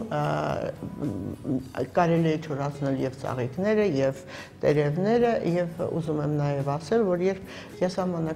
ենք, էֆիրային յուղեր այնտեղ շատ է պարունակում, հոտը ուժեղ է, երբ դնում ենք որևիցե տան պայմաններում փակ տարածության մեջ, ապա նա առաջացնում է հոտ, նրա եւ իրենից առաջացնում է նաեւ նյութեր էֆիրային, որ առաջացնում է գլխացավ։ Բայց կա նաեւ հրաշալի դեղատոմսեր, արդեն ծաղիկի հետ կապված, կարելի է այս բույսը օգտագործում են եւ չորացրած ծաղիկների թեյի ձևով եւ քսուկների։ Վերցնենք յասամանի ծաղիկները, իհարկե պետք է յասամանի ծաղիկը, եթե իհարկե խմելու ձևով, ապա անպայման մեկ թեյի գթալը մեկ բաժակ ջրին եւ թողնում են չորացված տարբերություն կա։ Կարելի է, եթե թարմ ձևով, ապա այդ դեպքում բաղադրությունը փոխվում է 2 թեյի գթալ, իսկ եթե չորացած անպայման 1 թեյի գթալ։ Պետք է իհարկե չորացնել այնպիսի տեղ, որ արևի ճառագայթներ չլինեն եւ ընդհանրապես տևողությունը պետք է պահել այս ծաղիկների 1 տարի, 1 տարուց հետո նորից էլի թարմը։ Պետք է խմել օրը 200 գրամ ամեն առավոտյան եւ օգնում է ամբողջ օրգան համակարգերի ընդհանուր վիճակին, եթե կա բորբոքում, կոկորդի, եթե կա ընդհանուր թուլություն, եթե կա ստամոքսաղիքային տրակտի ցավ, անպայման օգնում է, բայց կարելի է նաեւ օգտագործել սպիրտային լուծույթը, ինչպես վերցնում ենք սպիրտ եւ ընդ որում սպիրտային լուծույթը պետք է վերցնել այսպիսի բաղադրության։ Եթե վերցնում ենք 10 գրամ 100 գրամ սպիրտին եւ թողնում ենք 1 օր, եթե քիթ կոկորտ կամ ատամի ցավ է, այդ դեպքում այս բաղադրությունը որոշ չափով պահում ենք բերանի խոռոչում, այնուհետև թափում ենք, որպեսզի այդ ամբողջ բերանի խոռոչի բորբոքումը վերացնի, բայց եթե ընդհանուր օրգան համակարգերի համար է եւ պետք է հասնենք արդյունքի, ապա ինչ պետք է անենք, վերցնում ենք 96%-անոց սպիրտը եւ անպայման 1 լիտր սպիրտի մեջ պետք է մոտավորապես լցնենք 150 գրամ չորացած յասամանի ծաղիկներ։ Թողնում ենք անպայման 21 օր։ 21 օրը ընդ որում պետք է թողնենք մութ տեղ, պետք է անդադ թափահարել։ 21 օրից հետո մենք քամում ենք եւ օգտագործում 30 կաթիլից կամ կաթի հետ 50 գրամ եւ ամեն օր այդ օգտագործելուց հետո մենք ունենում ենք եւ ամբողջ օրգան համակարգերի ընդհանուր վիճակն է լավանում եւ հոդերի բորբոքային վիճակն է իջնում եւ ցավն է ոտքերի հանգստանում։ Այդ ժամանակ իհարկե պետք է համակցել անգամ այդ նույն բաղադրությունը թրջել քաթանի շորով, ծնկներին դնել, ընդ որում պետք է զգուշությամբ, որպեսզի քանի որ սպիրտային լուծույթը չայրված կանք եւ ընդհանրապես այդ բաղադրությունը մոտարապես 1 ամիս անելուց հետո մենք ունենում ենք հրաշալի առողջություն։ Զգում ենք, որ ցավային սինդրոմը լրիվ վերացել է, զգում ենք արյան շրջանառությունը լավացել է, ծնկների ցավը լավացել է, ռևմատիկ եթե վիճակ է, արտրիտային վիճակ է կամ եթե կա ողնաշարային խնդիր, եթե կա ընդհանրապես ամբողջ օրգանիզմի համար եւ եթե կա դիաբետիկների համար է եւ կարելի օգտագործել դիաբետներին այս թուրմը սովորական եւ կարող է անել սպիրտային, բայց այնուամենայնիվ ես ուզում եմ խորհուրդ տալ, եթե կա համակցում են իրենք դեղորայքի հետ, ապա զգուշությամբ դա անեն, որպեսզի վնաս չտա իրենց առողջությանը եւ անպայման բժշկի հետ խորհրդակցելուց հետո։ Շնորհակալություն, այսպիսով պարզեցինք, որ եսամանը միայն գեղեցկության համար չի, այլև առողջության, առողջարար բաղադրատոմսերով մենք դեռ անպայման կհանդիպենք, իսկ այն ինչ արդեն բաց եք թողել, կարող եք գտնել Շանթի պաշտոնական կայքէջում։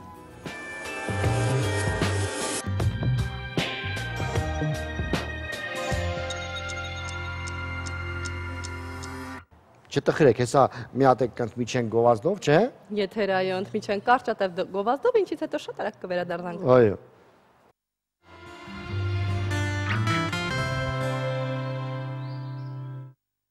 Եթերը արդեն գրեթե ավարտվում է, բայց շատ կուզեինք խոսենք նաև մեքենաների ու ճանապարհների մասին։ Մասնագետների հաշվարկներով, եթե բոլոր վարորդները նվազեցնեն մեքենավարման իրենց միջին արագությունը 1 կմ/ժ-ով, ապա ավտովթարների թիվը կկրճատվի 2%-ով։ Մեքենաշինության պատմության սկզբում կանանց թույլատրվում էր մեքենա վարել միայն, երբ լրանում էր նրանց 30 տարին։ Ուստի շատ կանայք ընդհանրապես խուսափում էին վարորդի դերում հայտնվելուց տարիքը չմատնելու համար։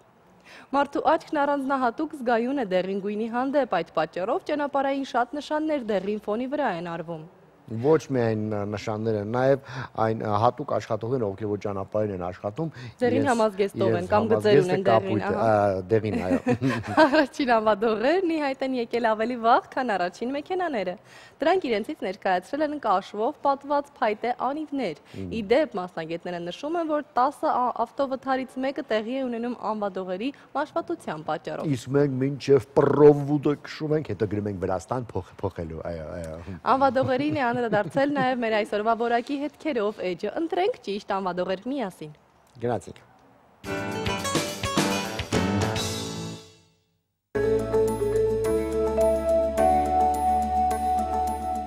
Շրջանաձև և տափակ զանգվածային կամ ճառագայթաձև ճաղերով պտտվում է իր առանցքի շուրջը, առանց որի չէին կարող շահագործել սայլերը, ավտոմեքենաները, վագոնները, անգամ հեծանիվը։ Խոսքը անիվի մասին է, որն ունի հազարավոր տարիների պատմություն, սակայն անիվին ռետին հագցնելու գաղափարը համեմատաբար նոր է։ 19-րդ դարի սկզբին բնական կաուչուկից պատրաստած ռետին առաջին անգամ հագցրեցին փայտյա և պողպատյա անիվներին, բայց այն արագ մաշվեց ու թվում էր, թե ապագա չունի սա։ Սակայն 1839 թվականին գյուտարար Չարլզ Գուդիրը հայտնաբերեց վուլկանացման մեթոդը, այդպես գործն անհամեմատ հեշտացավ։ Ինչ եղավ հետո, ուր է տանում անիվների էվոլյուցիան, ինչպես ընտրել որակյալ անիվ և երբ է անհրաժեշտ այն փոխել։ Կավից, փայտից, պողպատից առաջին անիվները, որոնք հայտնաբերվել են հնագիտական պեղումների արդյունքում, վերաբերում են բրոնզե դարին, մեր թվարկությունից 3500-ից 4000 տարի առաջ։ Այդ շրջանում զարգացման առավել բարձր մակարդակ ունեին շումերական ցեղերը, որոնք ապրում էին Միջագետքի տարածքում։ Պատմաբանների կարծիքով առաջին անիվը ստեղծվել է հենց այնտեղ։ Չնայած անիվների հազարամյա պատմությանը, մեքենայի անիվների վրա ռետին հագցնելու գաղափարը համեմատաբար նոր է։ 19-րդ դարի սկզբին առաջին անգամ այն հագցրեցին փայտե և պողպատե անիվներին։ 1839 թվականին Չարլզ Գուդիրը հայտնաբերեց վուլկանացման մեթոդը։ Ռետինը բարձր ճնշման ներքո և բարձր ջերմաստիճանում եռացվում էր ծծմբի հետ, ինչի շնորհիվ անհամեմատ ավելի դյուրաթեք ու դիմացկուն էր դառնում։ Ամուր ռետինից պատրաստված անվադողերը լայն տարածում գտան, սակայն դրանք կոշտացնում էին անիվների ընթացքը։ 1845 թվականին շոտլանդացի ինժեներ Ռոբերտ Թոմփսոնը ստացավ առաջին պնևմատիկ կամ օդով լցված դողերի արտոնագիրը, բայց պնևմատիկ դողերը սկսեցին պահանջարկ վայելել միայն այն բանից հետո, երբ Ջոն Բոյդ Դանլոփը, մեկ ուրիշ շոտլանդացի, փորձեց կատարելագործել իր որդու հեծանիվի դողերը, հեծանիվի ընթացքը ավելի սահուն դարձնելու նպատակով։ 1888 թվականին Դանլոփը ձեռք բերեց իր այս նոր դողերի արտոնագիրը և հիմնադրեց իր ընկերությունը, սակայն պնևմատիկ անվադողերին դեռ մեծ փոփոխություններ էին սպասվում։ 1891 թվականին մի ֆրանսիացի հեծանվորդ, որը չէր կարողանում փչել իջած անվադողը, քանի որ այն ամուր կպցրած էր անվահեծին, դիմեց իր ազգականներից մեկի, Էդվարդ Միշելենի օգնությանը։ Վերջինս հայտնի էր որպես ռետինի վուլկանացման հմուտ վարպետ։ 9 ժամ չարչարվելուց հետո Միշելենը որոշեց ստեղծել այնպիսի պնևմատիկ դողեր, որոնք հնարավոր կլիներ նաև հանել անվահեծի վրայից, նորոգումը հեշտացնելու նպատակով։ Միշելենի դողերը այնպիսի տարածում գտան, որ արդեն 1 տարի անց դրանք ուրախությամբ օգտագործում էին 10,000 հեծանվորդներ։ 1895 թվականին Էդվարդ Միշելենն ու նրա եղբայրը Անդրին պնևմատիկ անվադողերը հարմարեցրին իրենց սպորտային ավտոմոբիլին, որպեսզի ցույց տային, որ դրանք կարելի է օգտագործել նաև շարժիչով աշխատող մեքենայի համար։ Սակայն նրանց մեքենան ամենավերջինը հասավ վերջնագծին։ Այնուամենայնիվ, մեքենայի արտասովոր դողերն այնպես էին զարմացրել մարդկանց, որ նրանք փորձեցին կտրել և բացել դրանք պարզելու համար, թե Միշելեն եղբայրները ինչ են թաքցրել այդ դողերի մեջ։ Երկրորդ համաշխարհային պատերազմից հետո նախադրյալներ ստեղծվեցին այնպիսի դողերի պատրաստման համար, որոնց վրա հենց անիվի վրա կային օդը փախող փականներ։ Ուստի այդ դողերը ռետինե օդային կամերայի կարիք այլևս չունեին։ Հետագայում անվադողերը ենթարկվեցին նաև ուրիշ դրական ձևափոխումների։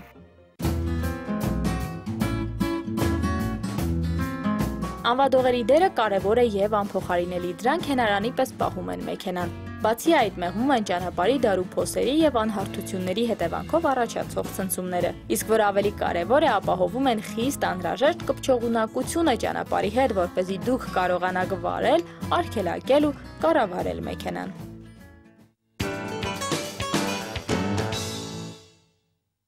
Մեր հարցերին պատասխանում է Վիտալի Պետրոսյանը։ Բարև ձեզ։ Բարև ձեզ։ Նախ մեզ կբացատրեք, թե ինչ տարբերություն այս անվադողերի տեսակների միջև, չէ՞ որ բոլորն էլ ռեզինից են, չէ՞։ Ստե հիմա բոլորն էլ ռեզինից են ցուցադրված, իրանց մեջ տարբերություն չկա, բոլորը ձմեռային են։ Զուտ տարբերությունը իրանց արտաքին տեսքի մեջ է։ Իսկ ընդհանուր առմամբ իրանք բոլորն էլ ձմեռային են։ Ես որպես պարող եկել եմ այս լայն տեսականում մեջ, ինչպես կողմնորոշվեմ, որոնք են կողմնորոշիչներն առաջնային։ Առաջն է ընտրում ենք ըստ բրենդի, երկրորդը ըստ գնայինի, որն է ավելի հարմար գնային առումով, այսինքն եթե բրենդը ներկայացնում է իր անվադողը մի քիչ ավելի թանկ,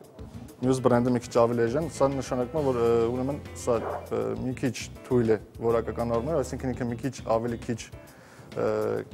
նրանով մի քիչ ավելի քիչ կարող է քշել, իսկ սրանով մի քիչ ավելի երկար։ Շուկայում գոյություն են բացի չինական եւ կորեական անվադողերից կամ ճապոնական անվադողերից, նաեւ ռուսական։ Գնային տարբերությունը իրանց մոտ կախված է իրանց տեխնոլոգիայից, իրանց արտադրական բնութագրերից, այսինքն կոնկրետ որ անվադող է, ինչ պայմանների համար արտադրված, ինչ պայմանների պետք է շահագործի եւ կոնկրետ ինչ աշխատուժը աշխատում այնտեղ։ Եթե ռեզինը նույն ռեզինն է։ Նույն ռեզին է, ուղղակի կոնկրետ Չինաստանի արտադրողը արտադրում է մի քիչ թույլ որակով, իսկ կորեան արտադրում է մի քիչ ավելի լավ։ Այսինքն ռեզինի տարբերություն կա։ Հումքի տարբերություն կա, այո։ Ռուսական եւ չինականի մեջ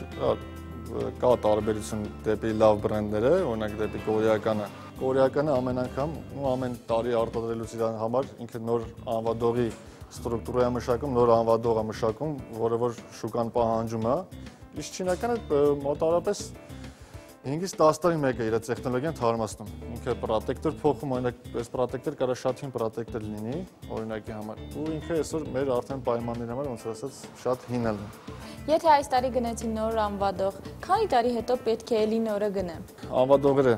թե չինական, թե ռուսականը, ու ձմեռայինի մասին է խոսքը, մոտավորապես շահագործում են 30-ից 40 հազար կիլոմետր։ Եվ կորեականը մոտավորապես 60-ից 80 հազար կիլոմետր։ Ու կրկնակի անգամ ավելի շատ է շահագործում, քան թե մի քիչ ավելի ցածր որակի անվադողերը, ցածր բրենդի որակի անվադողերը։ Իսկ ինչպես հասկանանք, որ փոխելու ժամանակն է։ Յուրաքանչյուր անվադողի վրա ես ձեզ ցույց կտամ։ Ինքը դատչիկներ ունի, ոնց որ ասած, որոնք անվադողի կողքից նշված են։ Այսինքն այս նշանը որ կա, այս նշանի դիմաց ինքը ունի երկու հատ ինդիկատոր, փոսերի մեջ են այդ ինդիկատորները։ Եթե անվադողը մաշվեց հասավ այդ ինդիկատորներին, ինքը արդեն էլ շահագործման ենթակա չի։ Եվ ստե մի հատ էլ ինդիկատոր ունենք, որը արդեն դա նշանակում է, որ անվադողի 50%-ով մաշված է։ Անվադող ձեռք բերելուց նաև պետք է ուշադրություն դարձնել արտադրման տարեթվին։ Գոյություն ունի արտադրման տարեթիվ, նա նշվում է 4 թվով, սկզբի 2 թիվը շաբաթներն է նշանակում, երկրորդը տարին արդեն բնականաբար, մեքենայի տակ շահագործվող անվադողը մինչև 8 տարի է թույլատրվում, այսինքն 8 տարուց ավել անվադողը չի թույլատրվում մեքենայի տակ շահագործել։ Իսկ եթե օրինակ տեղադրված է, ոնց ասած, ստենդերի վրա, մինչև մաքսիմում 5 տարի։ Մեքենայի համար անվադողի համար ավելի կարևոր է, որ ինքը շահագործվի, ինքը միշտ աշխատանքի մեջ լինի, որ հումքը իր ստրուկտուրան ավելի շուտ չկորցնի։ Նոր անվադողերը, եթե 5 տարի վաղեմություն ունեն, ուրեմն պետք է արդեն իրանք էլ արդեն գնման ենթակա չի։ Ինքը համ ավելի շուտ կմաշվի, եթե ինքը արդեն իր ժամկետը անց լինի։ Համ մենք անվտանգ չենք լինի, արդեն վտանգավոր է լինում։ Մելի անիվի կողքին, որ ավելի հասանելի լինի վարորդին, որ նա նկատի թե որ թիվը, կոնկրետ այս անվադողը Նաև կեղծել չկարողանան։ Նու է, կեղծելը շատ դժվար կլինի։ 33-րդ շաբաթ 13 թիվ։ Մոտավորապես օգոստոս ամիս 13 թվի արտադրանք էր կոնկրետ այս անվադողը։ Անվադողերի վրա նաև կա այսպես մի գրառում M+S, որը որ նշանակում է ցեխ եւ ձուն։ Մինչդեռ վարորդները հասկանում են, որ բոլոր սեզոնների համար։ Դա սխալ է։ Առաջին ուրեմն M-ը դա ցեխն է, մութ անգլերեն եւ plus snow, այսինքն ձյուն։ Բայց օրինակ անվադողեր կան, որ նրանք լրիվ ամառային են, բայց իրենց վրա էլ կա M+S գրառումը։ Ձմեռայինի համար պետք է ուշադրություն դարձնել այս նշանին, որը որ բացելի տեսքով դաշված է լինում անվադողերի վրա։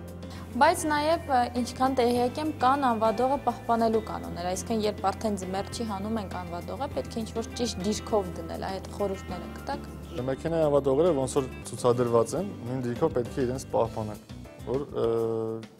ճիշտը ոնց որ ասած դա է, որովհետև եթե անվադողերը մի քիչ իրար վրա ենք շարում, իրանք նստում են։ Ու հետագայում համ հավաքելու հետ կապված խնդիր առաջանում ու համ էլ կարա նաև որակի վրա թեթև ազդեցություն ունենա։ Անվադողերի արտադրությամբ զբաղվող ընկերությունները դողերում տեղադրում են մաշվածության մասին վկայող շերտակից նշաններ, որոնց առկայությունը կօգնի հասկանալ, որ անվադողերը հասել են վախճանին։ Կարծր ռետինե ժապավենների տեսք ունեցող այդ նշանները հայտնվում են դողի պաշտպանական շերտի վրա։ Մաշվածությունը որոշելու համար տեղին կլինի նաև ստուգել, թե արդյոք պաշտպանած շերտը չի անջատվել դողից, կողմամասերը դեֆորմացված չեն եւ այլն։ Ճիշտ կլինի դողերը փոխարինել համապատասխան զույգերով, հագցնելով դրանք նույն առանցքի վրա։ Եթե անվադողերից միայն մեկն եք փոխարինում նորով, իբրև դրա զույգ ընտրեք այնպիսի դող, որի պաշտպանած շերտը լավագույնս է պահպանվել, որպեսզի արգելակելիս հավասարակշռեք կցորդումը։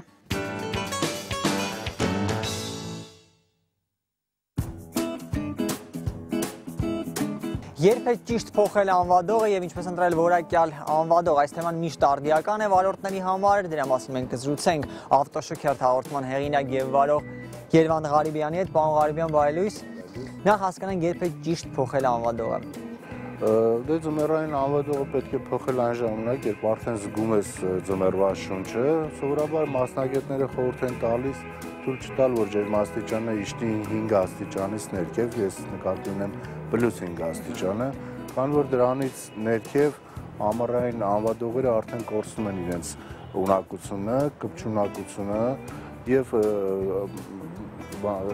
սառը ջերմաստիճանի պայմաններում չորանում են եւ չեն կարող կատարել այն դերը, ինչը վերապահված է անվադողին։ Այստեղ ունենք մեքենաների տարբեր նմուշներ, մի մասը փոխել է անվադողը, մյուս մասը դեմինն է միայն փոխում, հետևին է չի փոխում, այս երևույթի մասին ինչ կասեք։ Ճիշտ է փոխել բոլորը, թե կարելի է այսպես։ Ընդհանուր առմամբ սխալ է կիսատ փոխելը, քանի որ այսպես մի մտայնություն կա, որ քարշակող անիվները փոխում են, իսկ ոչ քարշակողները թողում են ամառային, դա շատ սխալ մոտեցում է, նամանավանդ այն ժամանակ, երբ ձյունառատ ձմեռ է լինում եւ ովքեր որ այդպես են վարում մեքենան, անկասկած զգացած կլինեն արգելակումների ժամանակ, թե մեքենան ինչպես է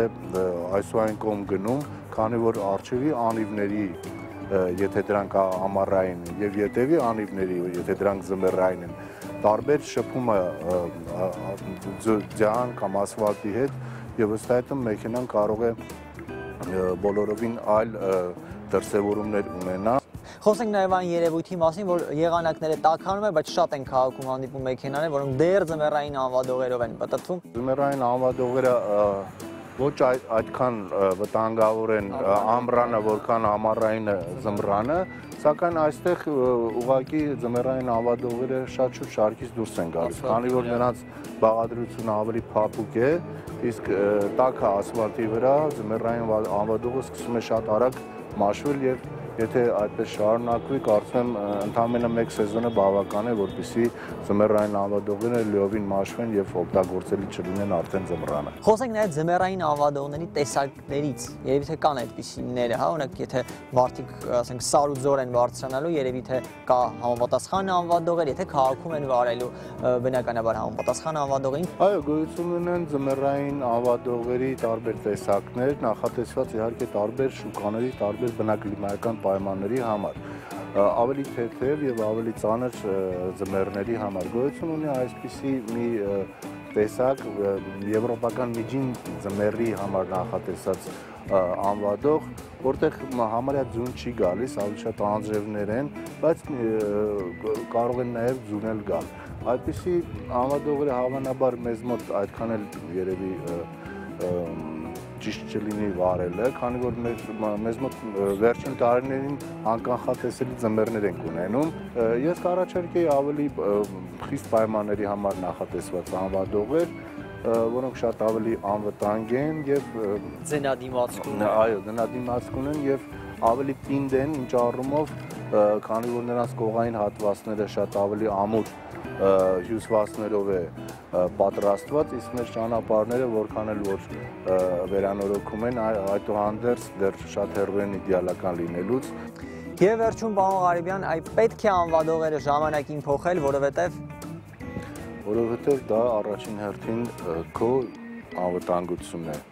եւ երկրորդ հերթին շրջապատի անվտանգությունը։ Երբ մեքենան ամառային անվադողով է երթևեկում, նա ուղղակի կարող է պատուհաս դառնալ ոչ միայն իր, այլ շրջապատի բոլորի նկատմամբ, քանի որ մեր տեղանքը, քաղաքի տեղանքը ես նկատի ունեմ, բավականաչափ կտրտված տեղանք է, մենք ունենք բարձունքներ եւ իջվածքներ եւ երբ որ առատ ձուն է գալիս եւ մեկ կամ երկու մեքենա ամառային անվադողով է, ապա այդ փողոցը ամբողջովին կանգ է առնում, դա նվազագույն է, եթե չասենք, որ այդ մեքենայի պատճառով կարող են շղթայական վթարներ լինել եւ այլն։ Բոլոր առումներով պետք է ուրեմն ձմռանը նախապատրաստվել, իսկ առաջին հերթին դրա համար պետք է փոխել անվադողերը։ Անվադողեր գնելուց առաջ նախ վերանայեք ձեր ավտոմեքենան արտադրած հիմնարկության բացատրագիրը։ Ձեր մեքենայի համար գոյություն ունեն որոշակի պահանջներ, որոնց հարկավոր է ուշադրություն դարձնել։ Օրինակ, թե ինչպիսին պետք է լինի դողերի չափսը, գետնից մեքենայի բարձրությունը, ինչպես նաև բեռնվածությունը։ Բացի այդ, հարկավոր է հաշվի առնել, թե ինչ կառուցվածք ունի ձեր մեքենան առհասարակ։ Անվադողերը ճիշտ խնամելու համար կա 3 պայման՝ պահպանել հարգեղած ճնշումը, կանոնավոր փոխարինել դողերը, ինչպես նաև հետևել, որ դրանք լինեն հավասարակշռության մեջ եւ ուղիղ դիրք ունենան։ Հարգեղած ճնշման պահպանումը չափազանց կարևոր է, շատ բարձր ճնշման դեպքում ժամանակից շուտ կմաշվեն պաշտպանաշերտի միջին գոտիները։ Երկիր մոլորակի գլխավոր խնդիրներից մեկը աղտոտվածությունն ու թափոնների խնդիրն է եւ կարելի է ողջունել բոլոր նրանց, ովքեր կարողանում են այդ թափոններն օգտագործել երկրորդ անգամ։ Երբևէ մտածել եք ինչի կարող են վերածվել օգտագործման համար արդեն ոչ պիտանի անվադողերը։ Դեկորատիվ տարբերակով այն օգտագործելուց բացի Քենիայի բնակիչները մշակելու նոր տարբերակել են գտել։ Ամեն տարի քենիացիները միլիոնավոր անպիտան անվադողերից ստանում են իրենց համար հարմարավետ ու առօրյայում շատ օգտագործվող կոշիկներ։ Վերցնենք օրինակ եւ ոչ միայն անվադողերի հարցում։ Իսկ եթե դուք դեռ չեք փոխել մեքենայի անվադողերը, ապա շտապեք ձմեռը սարերի հետևում չէ։ Իսկ եթե ինչ-որ բան բաց եք թողել, ապա կարող եք մեզ գտնել նաեւ Շանթի պաշտոնական կայքեջում։ Անվադողերը մեքենայի կոշիկներ են։ Եթե դուք ձեզ թույլ չեք տալի ծակ կոշիկներով ման գալ, ուրեմն հիշեք, որ մեքենան ունի ինքնասիրություն։ Եվ այս պահին մեր եթերում կոմերցիոն դադար է։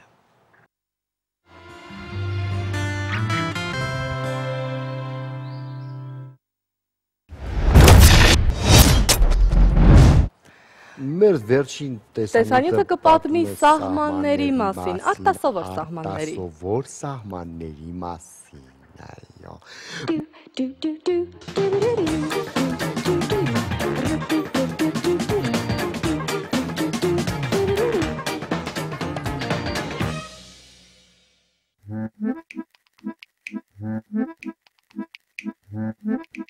Միջպետական սահմաններ երևակայության սահմաններից դուրս ամենաարտասովորների մասին հաջորդ թիվ։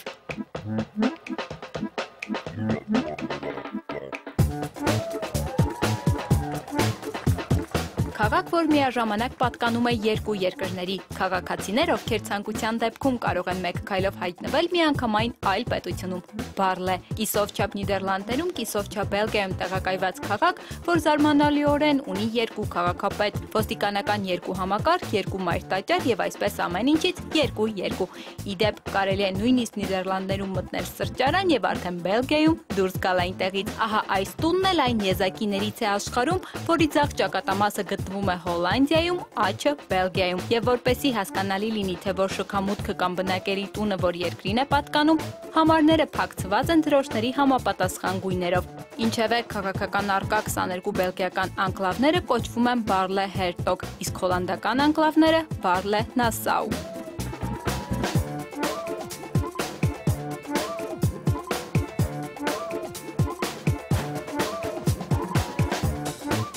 Կարծվում է, որ երկրները տարանջատող սահմանները երբեմն կարող են նույնիսկ զավեշտ տալի լինել։ Ամերիկա-կանադական սահմանն անցնում է Դերբի լայն քաղաքի միջով, մի քանի կառույցներ բաժանելով երկու մասի։ Անվճար հանրային գրադարանը հատակին փակցված հասարակ սկոչով բաժանվում է երկու մասի՝ ԱՄՆ և Կանադա։ Այսինքն կարելի է և որևէ գիրք ձեռք բերել և միաժամանակ հայտնվել երկու երկրում։ Երկու երկրների հենց սահմանակցին է գտնվում նաև հայտնի օպերային թատրոնը, որը կառուցվել է 1901 թվականին որպես ներդաշնակության խորհրդանիշ։ Ինչևէ, այն նույնպես նշանակծով սահմանազատում է Կանադան ԱՄՆ-ից, ըստ այդմ էլ որոշվում է, թե կառույցի որ հատվածը որ երկրի կողմից է ապահովագրված։ Հսկայական ձկները տարանջատում են Ուկրաինան Լեհաստանից։ Դրանք ստեղծվել են Լենդարտ փառատոնի շրջանակներում, հեղինակը լեհ նկարիչ Յարոսլավ Կոզյարն է։ Վարյաժ և Գորոդիշե քաղաքները սահմանակցող ձկների խորհուրդը մեկն է։ Մշակույթն ու բնությունը դուրս են մարդու գծած սահմաններից։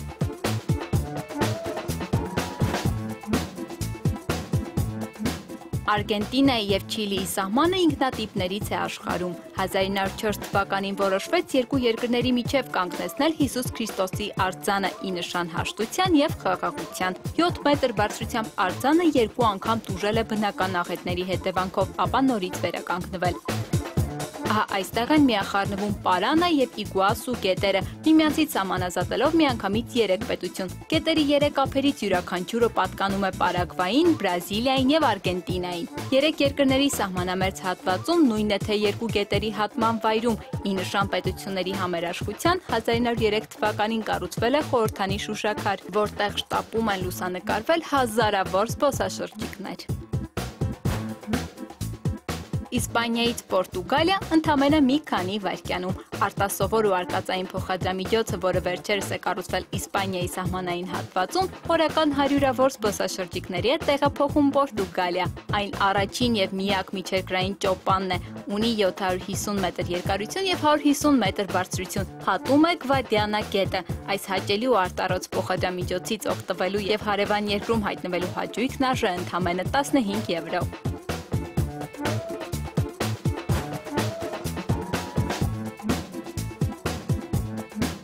Ապառազմականացված գոտի հարավային և հյուսիսային Կորեաների միջև սահման, որը կորեական թերակղզին բաժանում է հավասար մասերի։ 1953 թվականից ի վեր հենց այս ապառազմականացված գոտում են տեղի ունենում երկու երկրների ղեկավար մարմինների հանդիպումներն ու միջպետական քննարկումները։ Սահմանագծի աջ և ձախ հատվածներում ընդամենը մի քանի մետր հեռավորության վրա երկու երկրների կապույտ պահակակետերն են, որոնք սահմանը հսկում են 50-ական թվականներից։ Դրանք այժմ բաց են զբոսաշրջիկների այցելուների համար։ Պարզապես Հյուսիսային Կորեայի զբոսաշրջիկն իրավունք ունի մուտք գործելու միայն այդ երկրի պահակակետ զորանոց։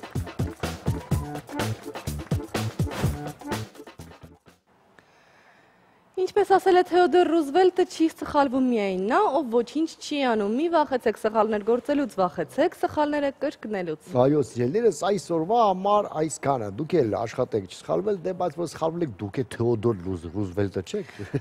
Ձեզ մաղթում ենք հաճելի հանգստյան օրեր այսօրվա համար պատրաստվել ենք այսքանը։ Մնացեք բարյավ, մինչ երկուշաբթի։ Ստեսյուն անպայման կհանդիպենք։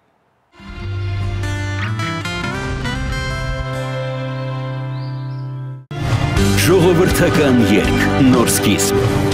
նոր մոտեցում։